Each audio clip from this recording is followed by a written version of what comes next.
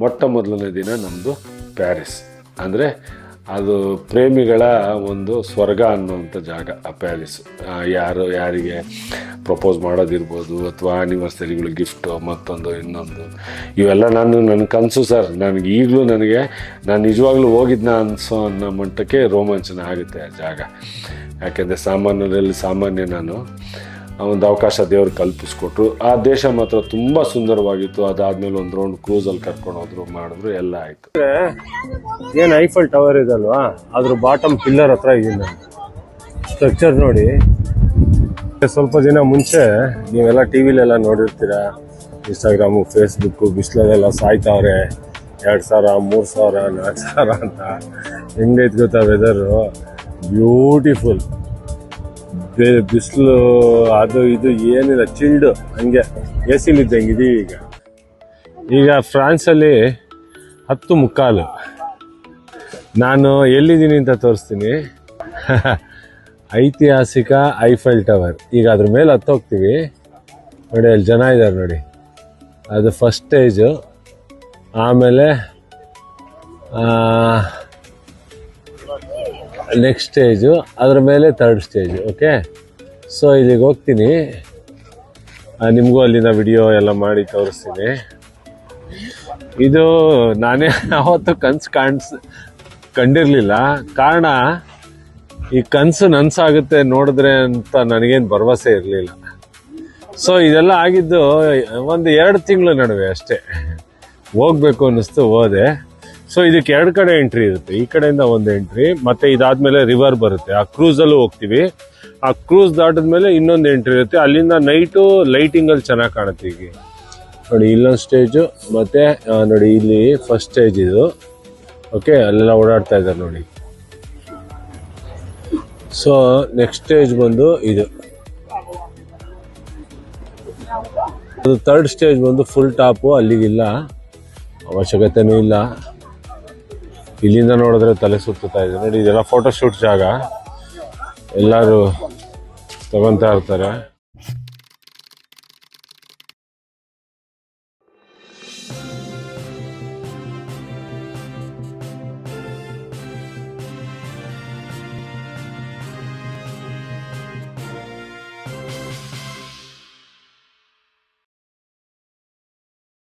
ನಮಸ್ತೆ, ಬಿ ಗಣಪತಿ ಚಾನಲ್ಗೆ ಸ್ವಾಗತ. ಈಗಾಗಲೇ ನನ್ನ ಗೆಳೆಯ ನವೀನ್ ಎಂಜೆ ಟ್ರಾವೆಲ್ಸ್ ಮೂಲಕ ಸಾಮಾನ್ಯರಿಗೂ ಕೂಡ ಒಂದು ಅಸಾಮಾನ್ಯವಾದಂಥ, ನಿರೀಕ್ಷೆಗೆ ಮೀರಿದ ಒಂದು ಪ್ರವಾಸವನ್ನು ಹೇಗೆ ಸಂಘಟಿಸ್ತಾರೆ, ಹೊಸ ಒಂದು ಶೋಧವನ್ನು ದೇಶದ ಒಳಗಡೆ ಮತ್ತು ದೇಶದ ಹೊರಗಡೆ ಯಾವ ರೀತಿಯಲ್ಲಿ ಅವರು ಈ ಒಂದು 10 ತಿಂಗಳಲ್ಲಿ ತನ್ನನ್ನೇ ತಾನು ಒಡ್ಡಿಕೊಂಡು ಜನರಿಗಾಗಿ, ನಿಮಗಾಗಿ ಹೊಸ ಒಂದು ಸ್ಥಳಗಳನ್ನು ಹೇಗೆ ಹುಡುಕ್ತಾರೆ ಅನ್ನೋದನ್ನು ಈಗಾಗಲೇ ನೀವು ನನ್ನ ಸಂದರ್ಶನದ ಮೂಲಕ, ಆ ವಿಡಿಯೋಗಳ ಮೂಲಕ ನೋಡ್ತಾ ಇದ್ದೀರಿ. ಅದು ಮುಂದುವರಿತಾನೆ ಇದೆ. ಅದರ ಮಧ್ಯೆ ನನ್ನೊಟ್ಟಿಗೆ ಮಾತಾಡಿದ ನಂತರ ಅವರು ಯುರೋಪ್ ಪ್ರವಾಸಕ್ಕೆ ಹೊರಟರು. ಅದರ ಬಗ್ಗೆನೂ ಒಂದು ಶುಭ ಹಾರೈಸಿ ನಾನು ನಿಮ್ಮೆಲ್ಲರ ಪರವಾಗಿ ಅವರಿಗೆ ನನ್ನ ಚಾನಲ್ನಲ್ಲಿ ಒಂದು ವಿಡಿಯೋವನ್ನು ಮಾಡಿದ್ದೆ. ಯುರೋಪನ್ನು ಇಡೀಯದಾಗಿ ಸಾಮಾನ್ಯರು ಕೂಡ ಪ್ರವಾಸಕ್ಕೆ ಮುಂದಾಗುವ ರೀತಿಯಲ್ಲಿ ಹೇಗೆ ತನ್ನ ಸಂಸ್ಥೆಯ ಮೂಲಕ ಕೊಡಬಹುದು, ಅದು ನವೀನವರ ಚಿಂತನೆ. ಯುರೋಪ್ ಕಂಟ್ರೀಸ್ ಅಂತ ಅನುಕೂಲ ನಿಮ್ಗೆ ಗೊತ್ತಿದೆ, 40ಕ್ಕೂ ಹೆಚ್ಚು ದೇಶಗಳು. ಅದರಲ್ಲೊಂದು 8ರಿಂದ 10 ದೇಶವನ್ನು ನಾನು ನಮ್ಮವರಿಗಾಗಿ ಹೇಗೆ ತೋರಿಸಬಹುದು. ಅಲ್ಲಿ ಅದು ಬಹಳ ಹಣವನ್ನು ಅಪೇಕ್ಷೆ ಮಾಡುತ್ತೆ. ವೀಸಾ ಅಂತ ಬಂದಾಗ ಬ್ಯಾಂಕಿನಲ್ಲಿ ಒಂದು 3 ಲಕ್ಷ ಹಣ ಇಡಗಂಟಾಗಿರಬೇಕು ಅನ್ನುವಂಥ ಒಂದು ರೂಲ್ಸ್ ಇದೆ. ಇಷ್ಟೆಲ್ಲ ಇದ್ದಾಗ ಬಹಳ ಖರ್ಚು ವೆಚ್ಚಗಳನ್ನು ಅಪೇಕ್ಷಿಸುವಂಥ ಯುರೋಪ್ ಪ್ರವಾಸವನ್ನು ಅಲ್ಲಿಯೂ ಸ್ವಲ್ಪ ಆರ್ಥಿಕವಾಗಿ ಅದನ್ನು ಸ್ಕ್ವೀಸ್ ಮಾಡಿ ತನ್ನ ಕೈಯಿಂದೇ ಹೋದರೂ ಪರವಾಗಿಲ್ಲ, ಆದರೆ ನನ್ನ ಸಂಸ್ಥೆಗೆ ಒಂದು ಸೇವಾರ್ಥವಾಗಿ ಅಥವಾ ಒಂದು ಹೆಸರಿನ ಮೂಲಕ ಒಂದು ಸಂಸ್ಥೆಯನ್ನು ಕಟ್ಟುವ ಮತ್ತು ಸಾಮಾನ್ಯರಿಗೆ ಪ್ರವಾಸವನ್ನು ಮಾಡಿಸುವ ಮೂಲಕ ತನ್ನ ಧ್ಯೇಯವನ್ನು ಹೇಗೆ ಈಡೇರಿಸ್ಕೋಬೇಕು ಅನ್ನುವ ನೆಲೆಯಲ್ಲಿ ಅವರು ಈಗಾಗಲೇ ತನ್ನ ವೈಯಕ್ತಿಕವಾಗಿ ಯುರೋಪ್ ಪ್ರವಾಸವನ್ನು ಮಾಡಿ ಬಂದಿದ್ದಾರೆ. ಅಲ್ಲಿ ಏನು ನೋಡಿದರು, ಯಾವ ರೀತಿ ಪ್ರವಾಸ ಮಾಡಿಸ್ತಾರೆ, ಯಾವ ರೀತಿ ರಿಸ್ಟ್ರಿಕ್ಷನ್ಸ್ ಇದೆ, ಯಾವ ರೀತಿ ನೀವು ತಯಾರಾಗಬೇಕು, ಇವೆಲ್ಲವನ್ನ ಒಂದು ಕರ್ಟನ್ ರೇಸರ್ ಥರ ಪೂರ್ವ ಸಿದ್ಧತೆಗಾಗಿ ಇವತ್ತು ನವೀನ್ ಅವರು ನನ್ನ ಸ್ಟುಡಿಯೋಕ್ಕೆ ಬಂದಿದ್ದಾರೆ. ಅವರ ಮಾತುಗಳಲ್ಲೇ ನಿಮ್ಮ ಪ್ರವಾಸಕ್ಕೆ ನೀವು ಹೇಗೆ ಸಿದ್ಧಗೊಳ್ಳಬೇಕು ಮತ್ತು ನಿಮ್ಮನ್ನು ಹೇಗೆ ನಿಮ್ಮ ಜೇಬಿಗೆ, ನಿಮ್ಮ ಆರ್ಥಿಕ ಪರಿಸ್ಥಿತಿಗೆ ತಕ್ಕಾಗಿಯೇ ಯುರೋಪಿಗೆ ಅವರು ನಿಮ್ಮನ್ನು ಹೇಗೆ ಕರ್ಕೊಂಡು ಹೋಗ್ತಾರೆ. ಬಹುಶಃ ಕರ್ನಾಟಕದಲ್ಲಿ ಇದೊಂದು ಹೊಸ ಪ್ರಯೋಗ ಅಂತ ನಾನು ಭಾವಿಸ್ತೇನೆ. ಹಾಗಾಗಿ ನಿಮ್ಮೆಲ್ಲರ ಪರವಾಗಿ ಅವರಿಗೆ ಅಭಿನಂದಿಸ್ತಾ ಮತ್ತೆ ಈ ಕಾರ್ಯಕ್ರಮಕ್ಕೆ ನವೀನ್ ಅವರನ್ನ ಸ್ವಾಗತಿಸ್ತೇನೆ. ನವೀನ್, ನಮಸ್ತೆ. ಸರ್ ನಮಸ್ತೆ. ನಿಮಗೆ ಹಾಗೂ ನಿಮ್ಮೆಲ್ಲ ವೀಕ್ಷಕರಿಗೆ ಹಾಗೂ ಏನು ಎಂಜಾಯ್ ಕುಟುಂಬ ನನ್ನನ್ನು ಪ್ರೀತಿ ಮಾಡೋವಂಥ ಒಂದು ಜನಗಳ ಗುಂಪಿದೆ, ಅವರೆಲ್ಲರಿಗೂ ನನ್ನ ಮನಸ್ಫೂರ್ತಿಯಿಂದ ನಾನು ನಿಮ್ಮೆಲ್ಲರಿಗೂ ನಮಸ್ಕಾರಗಳನ್ನ ಹೇಳ್ತಾ ಇದ್ದೀನಿ. ಕಾರಣ ಏನಂದರೆ, ಯಕಶ್ಚಿತ್ತೊಂದು ಏನು ಟೂರಿಸಮ್ ಅನ್ನೋ ಚಿಕ್ಕ LKG ಲಿರೋವಂಥವ್ನು ನಾನು. ನನಗೆ ಈ ದೇವರ ಆಶೀರ್ವಾದ, ನಿಮ್ಮೆಲ್ಲರ ಪ್ರೀತಿಯಿಂದ ಇಂಥ ಒಂದು ಅಭೂತಪೂರ್ವವಾದ ಏನು ಪ್ರಯಾಣದ ಏನಂತಾರೆ ಅದಕ್ಕೆ ಅನುಭವಗಳು ಜೊತೆಗೆ ಸಕ್ಸಸ್ ನಾವು ಮಾಡಿಕೊಡ್ತಾ ಇದ್ದೀರಾ ನಿಮ್ಮೆಲ್ಲರ ತಂಡಕ್ಕೆ ನನ್ನ ಜೀವಮಾನದ ವಂದನೆಗಳು ನಿಮ್ಮೆಲ್ಲರಿಗೂ ಸರ್. ನನಗೆ ಮಾತುಗಳು ಹೊರಡ್ತಾ ಇಲ್ಲ. ಯಾಕೆ ಅಂದರೆ ನಾನು ಆಲ್ರೆಡಿ ಸುಮಾರು ಕಡೆ ಹೇಳಿದ್ದೀನಿ, ಎಲ್ಲೋ ಒಂದು ಕಡೆ ಮಂಗಳೂರಿಗೋ ಹುಬ್ಳಿಗೋ ಒಂದು ಫ್ಲೈಟ್ ಹತ್ತು, ಒಂದು ಸಾರಿ ಜೀವಮಾನದಲ್ಲಿ ಫ್ಲೈಟ್ ಹತ್ತು ಅಂತ ಭಾಗ್ಯ ಕೊಡೋ ದೇವರೇ ಅಂತ ಕೇಳ್ತಿದ್ದ ಕಾಲ ಇತ್ತು. ಸೊ ಇದು ನನ್ನ ಜೀವನದ ಅವಿಸ್ಮರಣೀಯ ಘಟ್ಟ. ಶುರು ಮಾಡಿದಾಗಿಂದ ಹಿಂಗೆ ಹಿಂತಿರುಗಿ ನೋಡಿದ್ರೆ ಇದು 2ನೇ ವರ್ಷಕ್ಕೆ ಕಾಲಿಟ್ಟಿದೆ. 1.5 ವರ್ಷ ಮುಗೀತು, 2ನೇ ವರ್ಷಕ್ಕೆ ಕಾಲಿಟ್ಟಿದೆ. ನಾನು ಸಾಧಿಸಿದ್ದೇನೋ ಅನ್ನೋದ್ರ ಬಗ್ಗೆ ನಾನು ವಿಮರ್ಶೆ ಮಾಡೋಕ್ಕೆ ಹೋಗಲ್ಲ. ಸೊ ಆದರೆ ನಾನು ಗಳಿಸಿರೋ ಜನಗಳ ಪ್ರೀತಿ ಇದೆಯಲ್ಲ, ನಂಬಿಕೆ, ಪ್ರೀತಿ, ಅದೆಲ್ಲವೂ ಅಮೋಘ. ಹಾಗೂ ಅವ್ರು ಕೊಡ್ತಾ ಇರೋ ಬೆಂಬಲ ನನಗೆ, ನೀನು ಮುಂದುವರಿ, ನಾನು ನಿಮ್ಮ ಜೊತೆ ಇರ್ತೀವಿ ಅನ್ನೋದು. ಸೊ ಇದೇ ನನಗೊಂದು ಸ್ಫೂರ್ತಿ. ಹಾಗಾಗಿ ಯುರೋಪ್ ಪ್ರವಾಸ ಮುಗಿಸ್ಕೊಂಡು ನಾನು ಈ ವರ್ಷದಲ್ಲಿ ಅಜಮಾಸು ಒಂದು 15 ರಾಜ್ಯಗಳು, ಜೊತೆಗಿದು ಅಂದಾಜು ಒಂದು 3ನೇ ಹೊಸ ಕಂಟ್ರಿನ ನಾನು ಮುಗಿಸ್ಕೊಂಬರ್ತಾ ಇದ್ದೀನಿ. ಅದರಲ್ಲೂ ಪರ್ಟಿಕ್ಯುಲರ್ ಆಗಿ ಯುರೋಪ್ ಅಂತ ಬಂದಾಗ ಟೋಟಲ್ ನಾನು ಪ್ರವಾಸ ಮಾಡಿದ ದೇಶಗಳ ಸಂಖ್ಯೆ ಈಗ ಒಂದು 10 ದೇಶಗಳನ್ನ ಸುತ್ತಿ ಬಂದಿದ್ದೀನಿ. 1.5 ವರ್ಷದಲ್ಲಿ ಇಲ್ಲ, ಈಗ ಈ ಸ್ಟ್ರೆಚ್ ಈಗ 10 ತಿಂಗಳಲ್ಲ. ಈಗ ನಾನೇನು 12 ದಿನ ಹೋದೆ, 13 ದಿನ ಹೋದೆ ಈಗ ಯುರೋಪಲ್ಲಿ. ಎಸ್ ಯುರೋಪಲ್ಲೇನೆ ನಾನು ಟೋಟಲ್ ಒಂದು 9 ರಿಂದ 10 ದೇಶಗಳನ್ನ ಸುತ್ತಾಡಿ. ಆ್ಯಕ್ಚುಲಿ ಅದು ಬಂದು ಸರಿಯಾದ ರೀತಿ ಇಲ್ದಲೇ ಇರ್ಬೋದು. ಬೇರೆಯವ್ರ ಜೊತೆ ಹೋಗಿ ನಾನು ಎಕ್ಸ್ಪ್ಲೋರ್ ಮಾಡೋಕ್ಕೆ ಹೋಗಿದ್ರಿಂದ ಅದರದ್ದು ಪ್ಲಸ್ಸು ಮೈನಸ್ಸು ಏನು ಅಂತ ಮುಂದಿನ ಹಂತಗಳು ನಾನು ವಿವರಿಸ್ತಾ ಹೋಗ್ತೀನಿ. ಅದನ್ನು ಹೆಂಗೆ ಬೆಟರ್ ಮಾಡ್ಬೋದು ಅನ್ನೋದಕ್ಕೋಸ್ಕರನೇ ನಾನು ಪ್ರತಿ ಸರಿ ನಿಮ್ಮನ್ನೆಲ್ಲ ಬಿಟ್ಟು ಮೊದಲು ನಾನು ಹೋಗ್ತೀನಿ. ಅಲ್ಲಿ ಊಟದ ಕ್ರಮ ಏನು, ಪ್ರವಾಸ ಹೇಗಿರುತ್ತೆ, ಜರ್ನಿ ಹೇಗಿರುತ್ತೆ, ಎಷ್ಟೊತ್ತಿಂದ ಎಷ್ಟೊತ್ತವರೆಗೂ ಇರುತ್ತೆ, ಇದನ್ನೆಲ್ಲ ನಾನು ಯಾರು ಬೇರೆಯವ್ರು ಮಾಡೋದು ನಮ್ಗೆ ಇಷ್ಟ ಆಗಲ್ಲ, ಅದನ್ನು ಸರಿ ಮಾಡಿ ನಿಮ್ಮನ್ನು ಕರ್ಕೊಂಡು ಹೋಗೋಷ್ಟೊತ್ತಿಗೆ ಒಂದು ಕ್ರಮಬದ್ಧವಾದ ಒಂದು ಪ್ರವಾಸ ಇರಬೇಕು ಅನ್ನೋದಕ್ಕೋಸ್ಕರ ನಾನು ಒಬ್ಬನೇ ಪ್ರವಾಸ ಮಾಡ್ತೀನಿ. ಆ ಥರ ಪ್ರವಾಸ ಇದಾಗಿತ್ತು. ಅದ್ರ ಬಗ್ಗೆ ಸವಿರವಾಗಿ ನಾನು ಮುಂದಿನ ಹಂತಗಳಲ್ಲಿ ಹೇಳ್ತಾ ಹೋಗ್ತೇನೆ ಸರ್. ಹೇಳಿ ಸರ್, ನೀವು ಯುರೋಪನ್ನು ಆಯ್ಕೆ ಮಾಡಿದ್ದು ಯಾಕೆ, ಯುರೋಪ್ಗೆ ಹೋದದ್ದು ಯಾಕೆ, ಮತ್ತು ಯುರೋಪ್ ಅಂತಂದ ತಕ್ಷಣ ಒಂದಿಷ್ಟು ಆರ್ಥಿಕವಾದಂಥ ನಿಘಂಟಾಗಿ ಇಷ್ಟು ಹಣ ಅಂತ ಬೇಕೇ ಬೇಕು. ಅದು ಎಷ್ಟೇ ಕಡಿಮೆ ನೀವು ಮಾಡ್ತೀರಿ ಅಂತಂದ್ರೂ ಕಷ್ಟವೇ. ಆದರೂ ಜನಸಾಮಾನ್ಯರಿಗೆ ಒಂದು ದಕ್ಕುವ ಒಂದು ಆರ್ಥಿಕವಾದ ಮೊತ್ತದಲ್ಲಿ ನೀವು ಮಾಡಬೇಕು ಅಂತ ಏನು ಹೊರಟಿದ್ದೀರಿ. ಖಂಡಿತ ಅದು ಬಹಳ ದೊಡ್ಡ ಕೆಲಸ. ಅದು ಅದರ ಬಗ್ಗೆ ಹೇಳಿ. ನಿಮ್ಮ ವೈಯಕ್ತಿಕವಾಗಿ ಒಂದು 8-10 ದೇಶವನ್ನು ಈಗ ಏನೋ ಏಕಗಂಟಿನಲ್ಲಿ ನೋಡಿ ಬಂದ್ರಿ, ಅದರ ಅನುಭವ, ಅಲ್ಲಿಯ ಸಮಸ್ಯೆ, ಮತ್ತು ಅದನ್ನು ಹೇಗೆ ಸಾಮಾನ್ಯರಿಗೆ ನೀವು ಸಮಸ್ಯೆ ಆಗದ ರೀತಿಯಲ್ಲಿ ಅದನ್ನು ಹೇಗೆ ಒದಗಿಸಿ ಕೊಡ್ತೀರಿ, ಅವೆಲ್ಲವನ್ನ ವಿವರವಾಗಿ ಹೇಳಿ ಸರ್. ಆ್ಯಕ್ಚುಲಿ ಹೇಳಬೇಕು ಅಂದರೆ ಈ ಪ್ರವಾಸೋದ್ಯಮದಲ್ಲಿರೋರ್ಗಾಗಿರ್ಬೋದು ಅಥವಾ ಪ್ರವಾಸ ಹೋಗಬೇಕು ಅನ್ನೋರ್ಗಾಗಿರ್ಬೋದು, ಈ ಯುರೋಪ್ ಅನ್ನೋದು ಒಂದು ಗಗನ ಕುಸುಮ. ಕಾರಣ ಏನಂದರೆ, ಮೊದಲನೇದಾಗಿ ಆರ್ಥಿಕ ಪರಿಸ್ಥಿತಿಗಳು. ಇದಕ್ಕೆ ಈಗೆಲ್ಲ ನಮ್ಮ ಏನು ನಾವು ಏಷ್ಯನ್ ಕಂಟ್ರೀಸ್ಗೆಲ್ಲ ಪ್ರವಾಸ ಮಾಡ್ತೀವಿ, 1 ಲಕ್ಷದೊಳಗಡೆ ಆಲ್ಮೋಸ್ಟ್ 1 ಲಕ್ಷದೊಳಗಡೆ ಸುಮಾರು ಕಂಟ್ರೀಸ್ನ ನಾನು ತೋರಿಸ್ತಾ ಇದ್ದೀನಿ. ಅದರಲ್ಲೂ 1 ಲಕ್ಷದೊಳಗಡೆ 2 ಕಂಟ್ರಿನೂ ನಾನು ತೋರಿಸಿದ್ದೀನಿ. ಸೊ ಅದಕ್ಕಿಂತ ಜಾಸ್ತಿ ಅಂದರೆ 1,15,000, 1,20,000 ಅಷ್ಟರೊಳಗೆ ಎಲ್ಲ ಮುಗ್ದೋಗ್ತಿತ್ತು. For example Vietnam, Bali, Singapore, Malaysia, Thailand, Dubai, ಇದೆಲ್ಲ ನಮ್ಮ ಬಜೆಟಲ್ಲಿ ಮಾಡೋವಂಥ ಇದಿತ್ತು. ಜನಸಾಮಾನ್ಯರಿಗೂ ವರ್ಷದ ಪೂರ್ತಿ ಎಲ್ಲ ಕೂಡಿಟ್ಟು ಮಾಡಿ ಒಂದು ಪ್ರವಾಸ ಮಾಡಿಬಿಡೋರು. ಯುರೋಪ್ ಅನ್ನೋದು ಏನಾಗುತ್ತೆ, ಒಂದು ಹೇಳಿದ್ನಲ್ಲ, ಒಂದು ಕಬ್ಬಿಣದ ಕಡಲೆ ಅಂತ. ಸೊ ರೂಲ್ಸ್ ಆ್ಯಂಡ್ ರೆಗ್ಯುಲೇಷನ್ ತುಂಬ ಸ್ಟ್ರಿಕ್ಟು, ವೀಸಾ ಪ್ರೊಸೆಸ್ಸು ತುಂಬ ಸ್ಟ್ರಿಕ್ಟು. ಜೊತೆಗೆ ಈ ಪ್ರವಾಸದ ಮೊತ್ತ ಏನಿದೆ ಅದು ಈಗ ಅಟ್ ಪ್ರೆಸೆಂಟ್ ಮಾಡ್ತಾ ಇರೋ ನಮ್ಮ ಭಾರತ ದೇಶದಲ್ಲೇ ಇರ್ಬೋದು, ನಮ್ಮ ಕರ್ನಾಟಕದಲ್ಲೇ ಇರ್ಬೋದು, ಪ್ರತಿಯೊಬ್ಬರು ಎಲ್ಲ 3 ಲಕ್ಷದ ಮೇಲೆ, ಇವನ್ ನಾನು ಸಮೇತ 3.5 ಲಕ್ಷ ರೂಪಾಯಿ ಕೊಟ್ಟು ಪೇ ಮಾಡಿ ನಾನು ಹೋಗಿ ಬಂದೆ. ಈ ಪ್ರವಾಸದಲ್ಲಿ ಪ್ಯಾರಿಸಿಂದ ಶುರುವಾಗುತ್ತೆ, ಫ್ರಾನ್ಸಿಂದ ಶುರುವಾಗಿ ಕೊನೆ ಬಂದು ನಿಮಗೆ ಇಟಲಿ ಎಂಡ್ ಆಗುತ್ತೆ. ಸೊ ಇದರಲ್ಲಿ ಏನಾಗುತ್ತೆ ಅಂತ ಅಂದರೆ 6 ತಿಂಗಳದ್ದು ನಿಮ್ಮದು ಬ್ಯಾಂಕ್ ಸ್ಟೇಟ್ಮೆಂಟ್ ಬೇಕಾಗುತ್ತೆ ಮೊದಲನೇದಾಗಿ ವೀಸಾ ಪ್ರೋಸೆಸ್ಗೆ. 6 ತಿಂಗಳ ಸ್ಟೇಟ್ಮೆಂಟ್ ಜೊತೆ ನಿಮ್ಮ ಇದು ಚೆನ್ನಾಗಿರಬೇಕು, ಏನು ಟ್ರಾನ್ಸಾಕ್ಷನ್ ಚೆನ್ನಾಗಿರಬೇಕು, ನಿಮಗೊಂದು ಕೆಲಸದ ಅವಶ್ಯಕತೆ ಇರುತ್ತೆ. ಕೆಲಸದವರಾಗಿದ್ದರೆ ನಿಮ್ಮದು ಮಂತ್ಲಿ ಸ್ಯಾಲ್ರಿ ಎಷ್ಟು ಡ್ರಾ ಮಾಡ್ತೀರಾ ಅಕೌಂಟಲ್ಲಿ ಅದನ್ನೆಲ್ಲ ತೋರಿಸ್ಬೇಕಾಗುತ್ತೆ. ಅಥವಾ ನೀವು ಒಬ್ಬರು ಬಿಸ್ನೆಸ್ ಮೆನ್ ಆದರೆ ನೀವು IT ರಿಟರ್ನ್ಸ್ ಮಾಡಿರಬೇಕು, ಅಥವಾ GST ಇರಬೇಕು, ಅಥವಾ ಬೇರೆ ರೆವಿನ್ಯೂಸ್ ಯಾವ್ದಾದ್ರು ರೆಂಟಲ್ ಪ್ರಾಪರ್ಟೀಸು ಮತ್ತೊಂದು ಬರಬೇಕು, ಇಲ್ಲ ಅಗ್ರಿಕಲ್ಚರ್ ಇಷ್ಟ ಆದರೆ ನಿಮ್ಮ ಪಾಣಿ ಬೇಕಾಗುತ್ತೆ. ಈ ಥರದ್ದೆಲ್ಲ ಕ್ರಮಗಳಿರುತ್ತೆ. ಮೊದಲನೇದಾಗಿ ಅರ್ಧಕ್ಕರ್ಧ ಜನ ಅಲ್ಲೇ ಫಿಲ್ಟರ್ ಆಗೋಗ್ತಾರೆ. ಎರಡನೇದಾಗಿ ಇನ್ನು ಮೊತ್ತ, ಅದರಲ್ಲಿ ಬ್ಯಾಂಕಲ್ಲಿ ನಿಮಗೆ 1% ಜರ್ನಿ ಮಾಡಬೇಕು ಅಂದರೆ 3 ಲಕ್ಷಕ್ಕಿಂತ ಅಧಿಕವಾಗಿ ನಿಮ್ಮದು ಬ್ಯಾಲೆನ್ಸ್ ಇರಬೇಕು. ಅದು ನಿಮಗೆ ವೀಸಾ ಪ್ರೋಸೆಸ್ಸಿಗೆ ಇಂಟ್ರ್ಯೂ ಇರುತ್ತೆ, ಅದು ಬೆಂಗಳೂರಿಗೆ ಬರಬೇಕಾಗುತ್ತೆ. ಆ ಇಂಟ್ರ್ಯೂ ಮುಗಿಸಿ ನಿಮಗೆ ವೀಸಾ ಮತ್ತೆ ನಿಮಗೆ ರಿಸೀವ್ ಆಗೋವರೆಗೂ ಆ ಮೊತ್ತ ಹಂಗೆ ಇರಬೇಕಾಗುತ್ತೆ. ಸೊ ಇದು ಎರಡನೇ ಹಂತದ ಚಾಲೆಂಜ್. ಯಾಕೆಂದರೆ ಪ್ರವಾಸಕ್ಕೆ ನೀವು 3 ಲಕ್ಷಕ್ಕಿಂತ ಜಾಸ್ತಿ ಇನ್ವೆಸ್ಟ್ ಮಾಡಿದ್ದೀರಾ. ಇದು ಹೆಂಗೆ ಅಂದರೆ ಒಂದು ಉಳ್ಳವ್ರಿಗೆ ಅಂತಲೇ ಇದು ಒಂದು ಸ್ಟ್ಯಾಂಡರ್ಡೈಸ್ ಆಗಿ ಯುರೋಪ್ ಅನ್ನೋದನ್ನ ಎಲ್ಲ ಮಾಡಿಟ್ರು.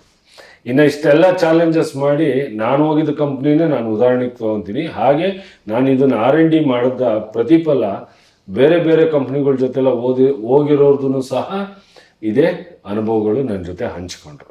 ಸೊ ಅತ್ಯಂತ ಪ್ರಾಮಾಣಿಕವಾಗಿ ನಾನು ಅದನ್ನು ನಿಮ್ಮ ಮುಂದೆ ಇಡ್ತೀನಿ. ನೀವು ಅದನ್ನು ಹೇಗೆ ತೊಗೊತೀರಾ ಬಿಡ್ತೀರಾ ಅದು ನಿಮಗೆ ಸೇರಿದೆ. ಸರ್ ಇಲ್ಲಿಂದ ಬೆಳಗ್ಗೆ ನಂದು ಫ್ಲೈಟ್ ಇತ್ತು ಮಸ್ಕಟ್ಗೆ, ಒಮಾನ್ ಏರ್ವೇಸ್ ಫ್ಲೈಟ್ ಎಲ್ಲ ಚೆನ್ನಾಗಿತ್ತು. ಬೆಳಗ್ಗೆ ನಾನಿಲ್ಲಿ ಒಂದು 9 ಗಂಟೆಗೆ ಫ್ಲೈಟು ಹೋಗಿ ಕೂತೆ. ಯೂಶಲಿ ನಮ್ಮ ಪ್ರವಾಸಗಳಲ್ಲಿ ಏನು ಮಾಡ್ತೀವಿ, ನಾವು ಏರ್ಪೋರ್ಟಲ್ಲಿ ಎಲ್ಲರನ್ನೂ ವೆಲ್ಕಮ್ ಮಾಡಿ, ಅವ್ರ ನೆಂಟ್ರಿಸ್ಟನ್ನು ಎಲ್ಲ ವೆಲ್ಕಮ್ ಮಾಡಿ, ಒಂದು ಗಿಫ್ಟ್ ಕೊಟ್ಟು ಅವ್ರಿಗೆಲ್ಲ ಪ್ಯಾಕೆಟ್ ಫುಡ್ಡು ಕಳಿಸ್ಕೊಡ್ತೀವಿ. ಆದರೆ ನನ್ನನ್ನು ಬರಮಾಡ್ಕೊಳಕ್ಕೆ ಅವನು ಒಬ್ಬ ನಿಂತಿದ್ದ. ಸರ್ ಯಾಕೆ ಲೇಟು ಇವತ್ತು ಸಂಡೇ ನಾನು ಮನೆಗೆ ಹೋಗ್ಬೇಕಿತ್ತು ಅಂತ ನನ್ನ ಫ್ಲೈಟ್ ಟಿಕೆಟ್ ಕೊಟ್ಟ. ಒಂದು ವಾಟರ್ ಬಾಟಲ್ ಕೊಟ್ಟ. ಹೊರಟೆ ತಿರ್ಗೂ ನೋಡಲಿಲ್ಲ, ನೀವು ಎಲ್ಲೋಗಿ ಏನು ಮಾಡಿ. ನನಗೆ ಅನುಭವ ಇದ್ರಿಂದ ನಾನು ಏನು ಅವನಿಂದ ಏನು ಅಪೇಕ್ಷೆನೂ ಪಡೆದಂಗೆ ನನ್ನ ಪಾಡಿಗೆ ನಾನು ಮಾಡೋದು. ಈ ಸಪೋಸ್ ಅಲ್ಲಿ ಹೊಸಬರಾದ್ರೆ ಬಹಳ ಕಷ್ಟ. ಇನ್ನು ನನ್ನ ಜೊತೆ 9 ಜನ ಪ್ರಯಾಣ ಮಾಡೋರು. ನಮ್ಮ ಜೊತೆ ಕೋಆರ್ಡಿನೇಟ್ರು ಬರ್ತಾನೆ ಅಂತ ಹೇಳಿದ್ರು. ಅವನು ಕೊಚ್ಚಿಯಿಂದ ಬರ್ತಾನೆ ಅಂತ ಹೇಳಿದ್ರು. ಓಮನ್ನಲ್ಲಿ ಮಸ್ಕಟ್ಟಲ್ಲಿ ನಂದು ಲೇಓವರ್ ಇತ್ತು. ಲೇಓವರಲ್ಲಿ ಇಳಿದು ನನ್ನ ಪಾಡಿಗೆ ನಾನು ಬೇರೆ ಫ್ಲೈಟ್ ಟೈಮಿಂಗ್ಸು ಎಲ್ಲ ನೋಡಿ ಬೇರೆ ಫ್ಲೈಟ್ ಹತ್ತಿ ಮತ್ತೆ ನಾನು ಇಲ್ಲಿಂದ ಮಸ್ಕಟ್ ಪ್ರಯಾಣ ನಿಮಗೆ 4 ಗಂಟೆ, ಮಸ್ಕಟ್ಟಿಂದ 2 ಅವರ್ಸ್ ಲೇಓವರ್, ಮತ್ತೆ ಮಸ್ಕಟ್ಟಿಂದ ಪ್ಯಾರಿಸ್ ನಿಮಗೆ 7 ಅವರ್ಸ್ ಜರ್ನಿ.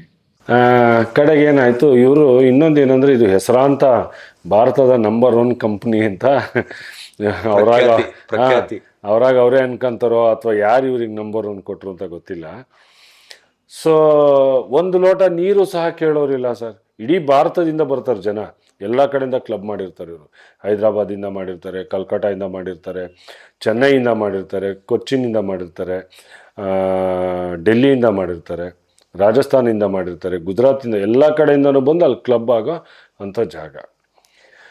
ಸೊ ಎಷ್ಟು ಇವರು ಮಾನವೀಯತೆ ಇಲ್ದವರು ಅಂದರೆ ಯಾವ ಫ್ಲೈಟು 1 ಅವರ್ ಆದಮೇಲೆ ಬರೋವಂಥ ಫ್ಲೈಟ್ಗಳು ಜನ ಇದ್ರೂ ಎಲ್ಲರನ್ನೂ ಕರ್ಕೊಂಬಂದು ಏರ್ಪೋರ್ಟ್ ಆಚೆ ಬಸ್ಸಲ್ಲಿ ಕೂರಿಸಿರ್ತಾರೆ.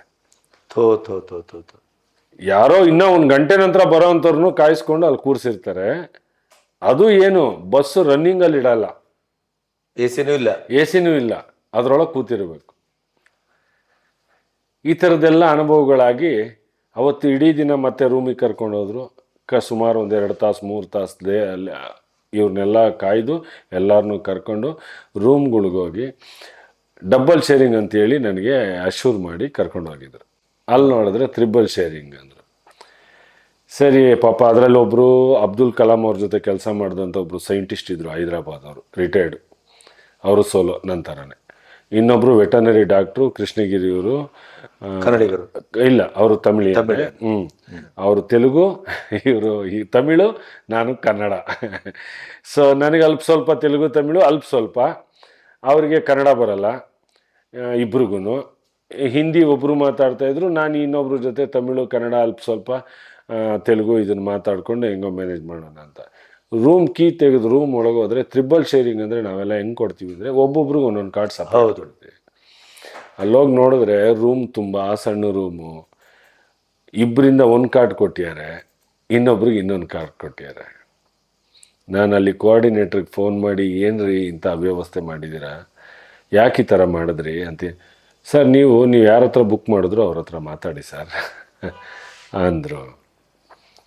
ನಾನು ಈ ಹರಿಬಿರಿ ಒಳಗೆ ಲಗೇಜನ್ನು ಆಚೆ ಇದ್ದಿದ್ದನ್ನು ಒಳಗೆ ತಗೊಂಡೇ ಹೋಗಿಲ್ಲ ನಾನು. ಅಲ್ಲ, ಈಗ ನಾನು ಬುಕ್ ಮಾಡಿರೋನ ಜೊತೆ ಮಾತಾಡಬೇಕು ಅಂದರೆ ರಾತ್ರಿ 2 ಗಂಟೆ, ನೀವು ನನ್ನನ್ನು ಕರ್ಕೊಂಬಂದಿರೋದಿಲ್ಲಿ 11 ಗಂಟೆಗೆ. ನೀನು ಯಾರನ್ನ ಮಾತಾಡಬೇಕು? ನಿಮ್ಮನ್ನೆಲ್ಲ ಯೋಗಕ್ಷೇಮ ನೋಡ್ಕೊಳಕ್ಕೊಬ್ರು ಕನ್ನಡದವ್ರು. ಕೋಆರ್ಡಿನೇಟರ್ ಅಂದರೆ ಅರ್ಥ ಏನು? ಅಲ್ವ? ಇಲ್ಲ ಸರ್, 3 ಶೇರಿಂಗ್ ಅಂತ ಹಾಕ್ಯಾರೆ ನಿಮಗೆ, ಅದೇ 3 ಶೇರಿಂಗ್ ರೂಮು, ಅದರಲ್ಲಿ ನೀವು ಇರಬೇಕು. ಅದ್ರ ಗುಣಮಟ್ಟನೂ ಸರಿ ಇಲ್ಲ ಹೋಟೆಲ್ದು. ಸರಿ ಸಾಕಾಗಿತ್ತು, ಯಾಕೆಂದರೆ ಹಿಂದಿನ ದಿನ ರಾತ್ರಿ ನಾನು ಬೆಳಗಿನ ಜಾವಕ್ಕೆ ಮನೆ ಬಿಟ್ಟಿದ್ದು, ಹೋಗಿದ್ದು, ಮಾಡಿದ್ದು. ನಾನಾಗ ಯೋಚನೆ ಮಾಡಿದೆ, ನನ್ನ ಕಸ್ಟಮರ್ಗೆ ಎಷ್ಟು ದೇವರು ಅಂತ ಕೈ ಮುಗಿತಾರೆ ನನಗೆ. ನಿಜವಾಗ್ಲೂ ನಾನೇನೇ ಮುಟ್ಟಿ ಪ್ರಯಾಣ ಮಾಡಿದ್ರಲ್ಲ, ದೊಡ್ಡಸ್ಕೆ ಆಗುತ್ತೆ. ನಾನು ಮಾತಾಡಬಾರ್ದು. ಪ್ರತಿಯೊಂದು ಹಂತದಲ್ಲೂ ನಾನು ಅವ್ರ ಜೊತೆಲಿರ್ತೀನಿ. ಆಮೇಲೆ ಪ್ರತಿಯೊಂದು ಕ್ಷಣದಲ್ಲೂ ಯಾರಿಗೇನೇ ಹೆಚ್ಚು ಕಮ್ಮಿ ಆಗಲಿ ಮಾಡಲಿ, ಆ ಹಂತದಲ್ಲಿ ನಾವು ಸ್ಪಂದಿಸಿ ಮಾಡಿ ಅವ್ರನ್ನ ಕೈ ಕೊಟ್ಟು ಮಾಡಿ ಸಹಕರಿಸಿ ಜೊತೆಗೆ ಒಂದು ಪ್ರವಾಸ ಮಾಡಿಸ್ತೀವಿ. ನನಗೆ ಆಗಲೇ ಒಂಥರ ಮನಸ್ಸು ಹೊಡೀತು, ಏನು ಇವ್ರು ಈ ಥರ ಅಂತ ಅಂದ್ಬಿಟ್ಟು. ಸರಿ ಹಾಳಾಗೋಗ್ಲಿ ಅಂತ ಮಲಗಿಬಿಟ್ಟಿದ್ದೀನಿ. ಲಗೇಜ್ ಆಚೆನೇ ಇಟ್ಬಿಟ್ಟಿದ್ದೀನಿ. ಲಗೇಜನ್ನು ಒಳಗೆ ತೊಗೊಂಡೋಗಿಲ್ಲ. ತಲೆ ಕೆಳಗಿಟ್ರೆ ಸಾಕು ಅನಿಸಿತ್ತು. ಪಾಪ ಅವರಿಬ್ಬರು ಅಡ್ಜಸ್ಟ್ ಮಾಡ್ಕೊಂಡು ಡಬಲ್ ಬೆಡ್ಡಲ್ಲಿ ಅವರಿಬ್ಬರು ಮಲ್ಕೊಂಡು. ಸರಿ ಮುಂಜಾನೆ ಇದ್ವಿ, ಎಲ್ಲ ಪ್ರಿಪೇರ್ ಆಗೋಕ್ಕೆ ಅಂತ ಅಂದ್ಬಿಟ್ಟು ನನ್ನ ಲಗೇಜ್ ನೋಡ್ತೀನಿ, ಲಗೇಜ್ ಇಲ್ಲ. ಅವಾಗ ಡೋರ್ ತೆಗೆದು ಆಚೆ ಕಡೆ ನೋಡೋಕೆ ಹೋಗ್ತೀನಿ, ಆಚೆ ಕಡೆನೇ ಅಲ್ಲೇ 2 ಸೂಟ್ ಕೇಸನ್ನು ಇತ್ತು. ಒಳಗೆ ತೊಗೊಂಬಂದು ಅವ್ನು ಹೇಳಿದ ಸಮಯಕ್ಕೆಲ್ಲ ಪ್ರಿಪೇರ್ ಆಗಿ ಮೊದಲನೇ ದಿನ ನಮ್ಮದು ಪ್ಯಾರಿಸ್. ಅಂದರೆ ಅದು ಪ್ರೇಮಿಗಳ ಒಂದು ಸ್ವರ್ಗ ಅನ್ನೋವಂಥ ಜಾಗ ಆ ಪ್ಯಾರಿಸ್ಸು. ಯಾರಿಗೆ ಪ್ರಪೋಸ್ ಮಾಡೋದಿರ್ಬೋದು, ಅಥವಾ ಆ್ಯನಿವರ್ಸರಿಗಳು ಗಿಫ್ಟು, ಮತ್ತೊಂದು ಇನ್ನೊಂದು, ಇವೆಲ್ಲ ನನ್ನ ಕನಸು ಸರ್. ನನಗೆ ಈಗಲೂ ನಾನು ನಿಜವಾಗ್ಲೂ ಹೋಗಿದ್ನ ಅನ್ನೋ ಮಟ್ಟಕ್ಕೆ ರೋಮಾಂಚನ ಆಗುತ್ತೆ ಆ ಜಾಗ. ಯಾಕೆಂದರೆ ಸಾಮಾನ್ಯರಲ್ಲಿ ಸಾಮಾನ್ಯ ನಾನು. ಒಂದು ಅವಕಾಶ ದೇವ್ರು ಕಲ್ಪಿಸ್ಕೊಟ್ರು. ಆ ದೇಶ ಮಾತ್ರ ತುಂಬ ಸುಂದರವಾಗಿತ್ತು. ಅದಾದಮೇಲೆ ಒಂದು ರೌಂಡ್ ಕ್ರೂಸಲ್ಲಿ ಕರ್ಕೊಂಡು ಹೋದ್ರು, ಮಾಡಿದ್ರು, ಎಲ್ಲ ಆಯಿತು. ಅಲ್ಲಿಗೆ ಈ ಒಂದು ಕೋಆರ್ಡಿನೇಟ್ರದು ಶುರು ಆಯಿತು. ಏನಂದರೆ, ನಿಮಗೆ ನೈಟ್ ಪ್ಯಾರಿಸ್ ಐಫಲ್ ಟವರ್ ತೋರಿಸ್ತೀನಿ, ಅದಕ್ಕೆ ಎಕ್ಸ್ಟ್ರಾ ದುಡ್ಡಾಗುತ್ತೆ. ಬಸ್ಸಿಗೆ ಪರ್ಮಿಟ್ ತೊಗೊಬೇಕು, ನಿಮ್ಮನ್ನು ಅಲ್ಲಿ ಕರ್ಕೊಂಡೋಗೋಕ್ಕೆ ಟ್ರಾನ್ಸ್ಪೋರ್ಟೇಷನ್ ಆಗುತ್ತೆ. ಎಷ್ಟು ಎಲ್ಲ ಏನು ಅಂದರೆ 25ರಿಂದ 30 ಯೂರೋ ಆಗುತ್ತೆ. ಅದು ಡ್ರೈವರಿಗೆ ಕೊಡಬೇಕು. ಹಂಗೆ ಸಮಯ ಎಷ್ಟೊತ್ತಿಗೆ ಹೋಗೋದು? ಯಾಕೆಂದರೆ ಯುರೋಪಲ್ಲಿ ಇನ್ನೊಂದು ವಿಷಯ ಏನಂದರೆ, ನಿಮಗೆ ಕತ್ಲಾಗೋದೇ ರಾತ್ರಿ 10 ಗಂಟೆಗೆ, ಅಲ್ಲಿವರೆಗೂ ಬೆಳಕಿರುತ್ತೆ. ಸೊ ಕೆಲವರು ಪಾಪ ಹೊರಟರು, ಬಂದಿದ್ದಾಗಿತ್ತು. ಆ್ಯಕ್ಚುಲಿ ಅದನ್ನು ಪ್ಯಾಕೇಜೊಳಗೆ ಇನ್ಕ್ಲೂಡ್ ಮಾಡಿ ಒಂದೇ ಸಲ ಎಲ್ಲ ಮುಗಿಸಿ ವಾಪಸ್ ರೂಮಿಗೆ ಬಿಡ್ಬೋದಾಗಿತ್ತು. ಇವರೆಂಥ ಘಾತಕರು ಅಂದರೆ, ಹೇಳಿದ್ನಲ್ಲ ನಂಬರ್ ಒನ್ ಅಂತ ಹೇಳ್ತಾರೆ. 25ರಿಂದ 30 ಯೂರೋಸ್ ಅಂದರೆ ಸರ್, ಅಜ್ಜಮಾಸು 3,500 ರೂಪಾಯಿ. ಇವ್ರು ಒಂದೊಂದು ದಿನಕ್ಕಷ್ಟು ಹೇಳಿದ್ರೆ ಸೊ ಅದರಲ್ಲಿ ಮೊದಲನೇ ದಿನ ಇಡೀ ದಿನ ನಮಗೆ 1 ಲೋಟ ನೀರು, ಊಟ ಬಿಟ್ಬಿಡಿ, ಸ್ನ್ಯಾಕ್ಸ್ ಬಿಟ್ಬಿಡಿ, 1 ಲೋಟ ನೀರು ಸಮೇತ ಕೊಟ್ಟಿಲ್ಲ. ಊಟ ಸರಿ ಏನೂ ಇಲ್ಲ. ನಾವು ಫ್ಲೈಟಲ್ಲಿ ಏನು ಒಂದು ಬನ್ನು ಅಂಥದ್ದು ಕೊಟ್ಟರು, ಅಷ್ಟು ಬಿಟ್ಟರೆ ಬೇರೆ ಏನಿಲ್ಲ. ಮಾರನೇ ದಿನ ಊಟ, ಅವತ್ತು ನಾವು ಪ್ಯಾರಿಸ್ ಐಫಲ್ ಟವರ್ ಎಲ್ಲ ನೋಡಿ ಸಿಟಿ ಟೂರ್ ಅಂತ ಮಾಡಿಸಿ ಇವನು ರೂಮಿಗೆ ಕರ್ಕೊಂಡೋದ್ನಲ್ಲ, ನಮ್ಗೆ ಯಾರು ರೂಮ್ ಕೊಟ್ಟಿದ್ನೋ ಆ ರೂಮಿಂದ ಒಂದು 10 ಹೆಜ್ಜೆ ಮುಂದೆ ಒಂದು ರೆಸ್ಟೋರೆಂಟ್. ಆ ರೆಸ್ಟೋರೆಂಟ್ ಇಂಡಿಯನ್ ರೆಸ್ಟೋರೆಂಟ್ ಕರ್ಕೊಂಡು ಹೋಗ್ಯಾನೆ. ನಿಮಗೆ ಮನುಷ್ಯತ್ವ ಇರೋರಾಗಿದ್ದರೆ ಹಿಂದಿನ ದಿನಾನೇ ಅಲ್ಲೇ ನೀವು ಇಷ್ಟು 3.5 ಲಕ್ಷವರೆಗೂ ನಮ್ಮ ಹತ್ರ ದುಡ್ಡು ತೊಗೊಂಡು, 3 ಲಕ್ಷದಕ್ಕಿಂತ ಮೇಲೆ ತೊಗೊಂಡು ನಿಮ್ಗೊಂದೊತ್ತು ಊಟ ಹಾಕ್ಸೋಕ್ಕಾಗ್ತಿರ್ಲಿಲ್ವ? ಅಥವಾ ಬೇಡ ನಿಮ್ಮಲ್ಲಿ ಯಾರ್ಯಾರಿಗೆ ಚೈತನ್ಯ ಇದೆ ಹೋಗೋರ್ನ ಊಟ ಮಾಡಿ ಇಲ್ಲೇ ಹೋಟೆಲ್ ಇದೆ ಹೋಗ್ಬೋದು ಅಂತ ಒಂದು ಗೈಡ್ ಹೇಳ್ಬೋದಿತ್ತಲ್ವಾ. ಇವನು ಮಾರನೇ ದಿನ ಸಂಜೆ ಬಸ್ನ ಸಮೇತ ರೆಸ್ಟೋರೆಂಟ್ ಅಂತ ನಿಲ್ಲಿಸ್ಲಿಲ್ಲ. ಡ್ರೈವರಿಗೆ ಕಷ್ಟ ಆಗುತ್ತೆ ಅಂತ ಬಸ್ ಪಾರ್ಕಿಂಗ್ಗೆ ದೂರ ನಿಲ್ಲಿಸಿ ಅಲ್ಲಿಂದ ನಮ್ಮನ್ನು ನಡೆಸ್ದ. ನೋಡಿದ್ರೆ ರೆಸ್ಟೋರೆಂಟ್ ಮುಂದೆನೇ ನಮ್ಮದು ಹೋಟ್ಲು. ನನಗೆ ಆಗ ಅನ್ನಿಸ್ತು, ದುಡ್ಡುಗೋಸ್ಕರ ಮನುಷ್ಯ ಇಷ್ಟು ಕೀಳುಮಟ್ಟದ ಪ್ರವಾಸನ, ನಾನು ಬರೀ ಏಷ್ಯನ್ ಕಂಟ್ರೀಸ್ ಅಷ್ಟು ನಾನು ಈ ಪ್ರವಾಸೋದ್ಯಮಕ್ಕೆ ಬಂದಿದ್ದೇ ಇದೇ ಉದ್ದೇಶಕ್ಕೆ. ಈ ಬೇರೆಯವ್ರ ನಡವಳಿಕೆ, ಅವ್ರು ನಡ್ಕೊತಿದ್ದಿದ್ದ ರೀತಿ, ಈ ಹೋಗೋವಂಥ ಜನಗಳಿಗೆ ಆಗ್ತಿದ್ದ ನೋವು, ಇದನ್ನೆಲ್ಲ ನಾನು ನನ್ನ ಕೈಯಿಂದ ಎಷ್ಟು ಸಾಧ್ಯನೋ ಅಷ್ಟು ಸರಿ ಮಾಡೋಣ ಅನ್ನೋ ಉದ್ದೇಶದಿಂದ ನಾನು ಇದನ್ನು ನಾನೇನು ದೇವ್ರ ಮನೇಲಿ ಕೂತು ಪೂಜೆ ಮಾಡಲ್ಲ, ಇದನ್ನೇ ನಾನು ಪೂಜೆ, ನನ್ನ ಆಹಾರ ಪ್ರತಿಯೊಂದು ಅಂದ್ಕೊಂಡು ನಾನು ನೆರವೇರಿಸ್ತೀನಿ. ನೋಡಿದ್ರೆ ಮೊದಲನೇ ದಿನವೇ ಆ ಥರ ರಸಭಂಗ ಆಯಿತು. ಆಮೇಲೆ ಕೆಲವ್ರು ಹೋದರು, ಪಾಪ ದುಡ್ಡು ಕೊಟ್ಟು ಹೋದ್ರು, ದೂರದಿಂದ ಬಂದಿರ್ತಾರೆ, ಅನುಕೂಲ ಇರೋರು ಮಾಡೋರು ಹೋದರು. ನೋಡ್ಕೊಂಡು ಬಂದು ಆಮೇಲೆ ಅವರು ಅದೇ ಅಂದರು, ಏನು ಪ್ರಯೋಜನ ಇಲ್ಲ ಸರ್, ಅದೇ ಬೆಳಗ್ಗೆ ನೋಡಿದ್ದೆ, ಇವಾಗ ಲೈಟ್ ಒಂದಷ್ಟೇ ವ್ಯತ್ಯಾಸ, ಇದಕ್ಕೆ ನಮ್ಮ ಹತ್ರ ಇಷ್ಟು ದುಡ್ಡು ಕಿತ್ತರು ಮಾಡಿದ್ರು. ಸರಿ, ಮಾರನೇ ದಿನ ಅಲ್ಲಿಂದ ಓಡಿಸಿದ್ರು. ಪ್ಯಾರಿಸ್ ಒಂದಿನದ್ದು 2 ನೈಟ್ ಸ್ಟೇ ಇತ್ತು ಅಷ್ಟೇ, ಬಿಟ್ಟರೆ ಪ್ಯಾರಿಸ್ ಕತೆ ಮುಗೀತು. ಅಲ್ಲಿಂದ ನೆಕ್ಸ್ಟ್ ದೇಶಕ್ಕೆ ಕರ್ಕೊಂಡೋದ್ರು.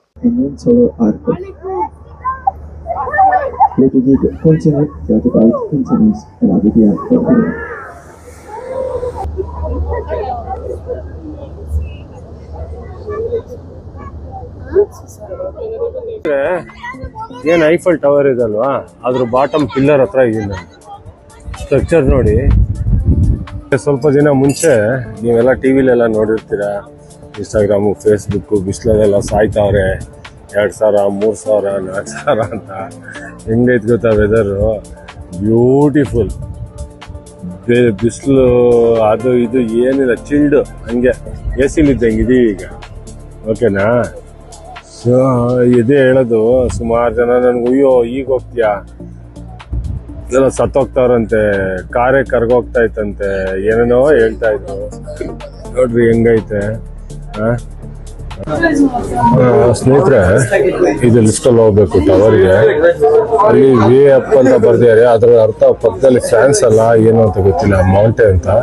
ಇನ್ನೊಂದು ಸುಬಿಧಾ ನೋಡಿ, ನಮ್ಮ ಹಿಂದಿಗೂ ಅದು ರಿಲೇಟ್ ಆಗುತ್ತೆ ಸುಬಿಧಾ. ಸ್ನೇಹಿತರೆ, ಲಿಫ್ಟ್ ಹೊರಡ್ತು, ಐಫಲ್ ಟವರ್ ಮೇಲೆ ಹೋಗ್ತಾ ಇದ್ದೀನಿ ನಾನು. ತುಂಬ ಸೌಂಡು. ಸೊ ಎಷ್ಟು ಸಾಧ್ಯ ಅಷ್ಟು ಕವರ್ ಮಾಡಿ ತೋರಿಸ್ತಾ ಇದ್ದೀನಿ. ಮುಂದೆ ನೋಡಿ ಎದುರುಗಡೆ ಬೋಟಿಂಗು. ಸೊ ಇದೇ ಸ್ಟ್ರಕ್ಚರ್, ಲಿಫ್ಟ್ ಹೋಗ್ತಾ ಇರೋದು, ರೋಪು.